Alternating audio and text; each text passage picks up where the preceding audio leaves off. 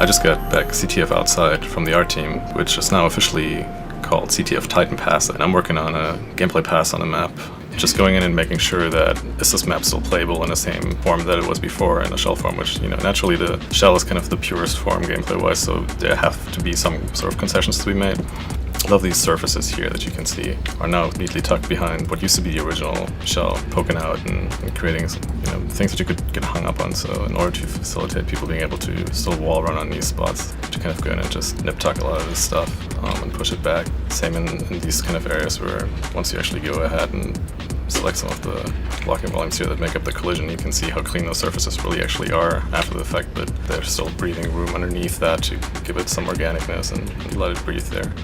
The only thing that's really important to us from a gameplay standpoint is that when meshes are applied to the map, they don't sit on top of the original BSP, and we're trying really, really hard to maintain the original dimensions so we don't end up with maps that are sort of ever shrinking, because as you layer and layer stuff on there, the play spaces will feel tighter and more claustrophobic. We're definitely also continuing to work on it.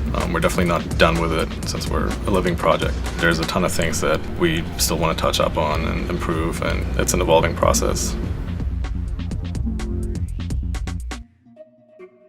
When these guys first started, we had Goobas Concepts. We had a nice kind of clean white rock with some moss on it. There were some green areas.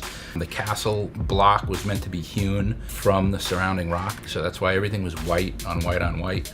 About midway through exploring some of that stuff, Josh and Rick turned some of the stone to metal, applied a rust texture to it, and you got this really cool slate gray with these kind of oxidation in the rock.